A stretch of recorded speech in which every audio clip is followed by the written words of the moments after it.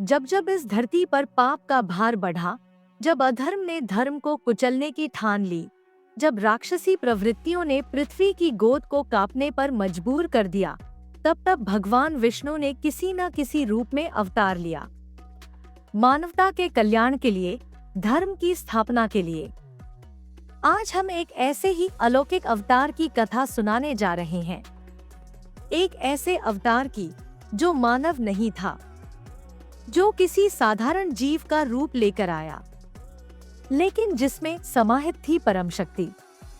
यह है भगवान विष्णु का वराह अवतार। बहुत समय पहले की बात है। राक्षसों का आतंक पूरे ब्रह्मांड में फैल गया था। हिरण्याक्ष नामक एक बलशाली और घमंडी दैत्य, जिसने कठिन तपस्या करके ब्रह्मा जी से अमरता जैसा वरदान प्राप्त कर लिया था, अब खुद को अजेय मानने लगा था। उसकी शक्ति इतनी बढ़ गई थी कि उसने इंद्रलोक से लेकर पृथ्वी तक सभी को अपने अधीन कर लिया। देवता भी उससे कांपने लगे। लेकिन उसका सबसे बड़ा अपराध यह था, उसने पृथ्वी माता का अपहरण कर लिया। हाँ, आपने सही सुना। हिरण्याक्ष ने पूरी पृथ्वी को समुद्र की गहराइयों में डुबो दिया था। जैसे कोई बच्चा गेंद को पानी में डुबोकर खेलता है, वैसे ही उसने इस पृथ्वी को रसातल यानी सागर की अतल गहराइयों में छुपा दिया। अब ना कोई यज्ञ हो पा रहा था, ना कोई पूजा। चारों ओर अंधकार था।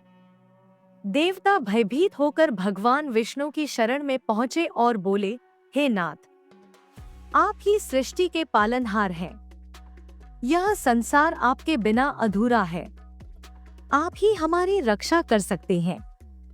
भगवान विष्णु क्षण भर के लिए मौन हुए, फिर मुस्कुराए और एक चमत्कारी घटना घटित हुई।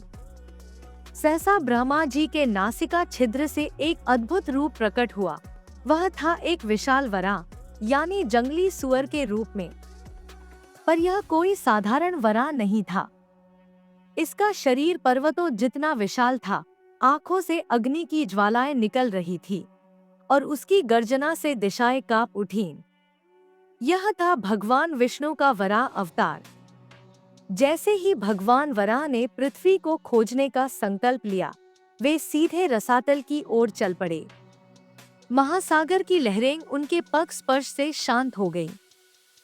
जलचर उन्हें देखकर पीछे हटने लगे। करोड़ों योजन गहराई में जब वे पहुंचे, वहां उन्होंने देखा पृथ्वी माता अंधकार में डूबी हुई है, चुपचाप, जैसे किसी बंदी गृह में कैद हो। उनका तेज भी मुरझा चुका था। भगवान वराह ने धीरे से पृथ्वी को अपने दो विशाल दांतों पर उठाया। वह दृश्य इतना विलक्षण था कि देवताओं ने आकाश से फूलों की वर्षा शुरू कर दी। पृथ्वी को ऊपर लाने से पहले भगवान का सामना हुआ हिरण्याक्ष से, जो इस कार्य में विघ्न डालने आ गया था। वहां समुद्र के गर्भ में भीषण युद्ध हुआ। जल के अंदर गगनभेदी घोष से भगवान वराह और हिरण्याक्ष की मुठभेड़ हुई। एक और असुर की अहंकारी शक्ति थी और दूसरी ओर भगवान की दिव्यता। युद्ध घंटों चला। जल में ज्वालाएं उठीं, पहाड़ से बड़े चट्टानें टूटकर गिरी और अंत में भगवान वराह ने अपने खुरों से हिरण्याक्ष को ऐसा प्रहार किया कि वह वहीं धराशायी हो गया। जब अधर्म का नाश हुआ, तब भगवान वराह ने पृथ्वी को अपने दांतों पर उठाया और धीरे धीरे उसे जल के ऊपर लाकर स्थिर कर दिया। पृथ्वी फिर से अपने स्थान पर स्थापित हुई। जीवन लौट आया। पेड़ पौधे, नदियां, पर्वत सब पुनः जागृत हो उठे। भगवान वराह ने तब पृथ्वी माता को स्नेह से देखा, जैसे कोई माँ अपने बिछड़े बच्चे को गले लगाए। फिर वे अंतर्धान हो गए, पर उनका यह रूप अमर हो गया। यह अवतार एक संदेश बन गया कि चाहे संकट कितना भी बड़ा हो, अधर्म कितना भी प्रबल क्यों न हो, भगवान अपने भक्तों की रक्षा करने अवश्य आते हैं।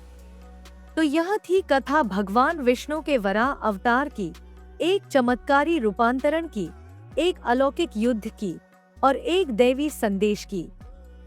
अगर आपको यह कहानी पसंद आई हो तो कृपया हमारे चैनल को लाइक, सब्सक्राइब और कमेंट करना ना भूलें।